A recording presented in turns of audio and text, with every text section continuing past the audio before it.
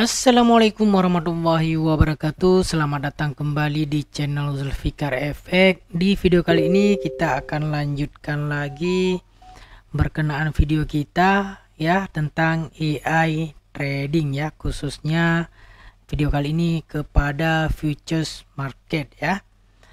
Nah, di video kali ini kita akan membahas tentang cara setting preferensi futures di Binance ya. Fungsinya untuk bisa melakukan open posisi dua arah untuk mengatur trading beberapa koin di futures market ya. Oke. Untuk caranya teman-teman silahkan login ke Binance teman-teman ya.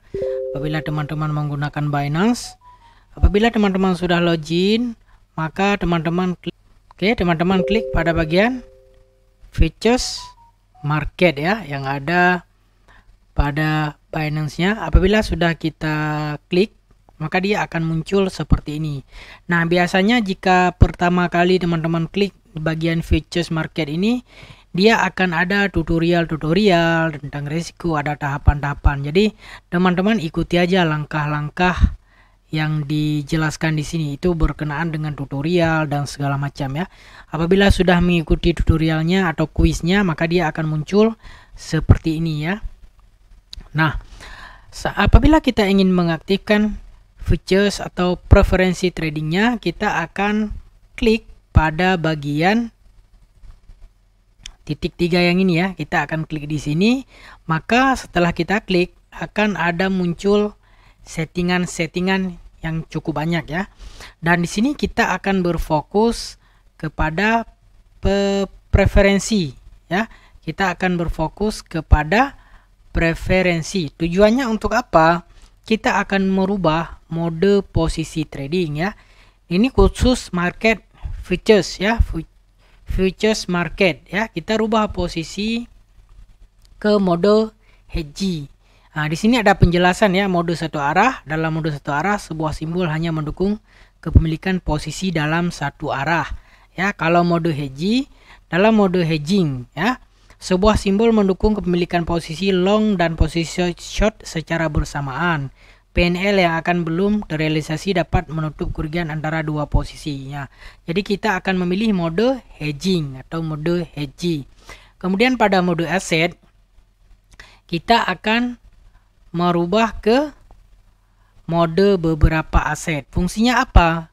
Kalau mode aset tunggal, dia hanya mendukung USDT ya. Tapi kalau mode beberapa aset, jadi USDT ini bisa melakukan cross atau trading ke koin-koin yang lain. Jadi kita pilih mode beberapa aset. Nah, untuk milik unit kontrak kita akan pilih USDT. Yang ini kita aktifkan ya.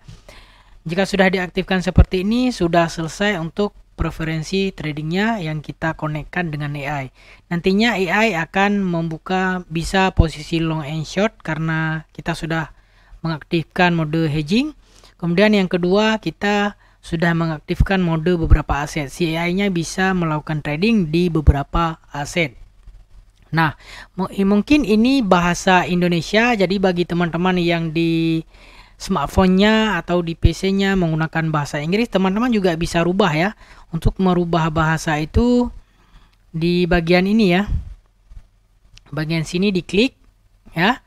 Diklik bagian atasnya. Kemudian klik setting. Yang ini diklik setting. Kemudian pergi kepada bahasa. Cari bahasa. Nah, di sini ya. Cari bahasa, rubah misalnya kalau suka bahasa Inggris atau terbiasa dengan bahasa Inggris, maka rubah dengan bahasa Inggris. Nah, untuk settingnya tetap kembali ke homepage, tetap klik pada bagian features, ya, kemudian klik titik 3.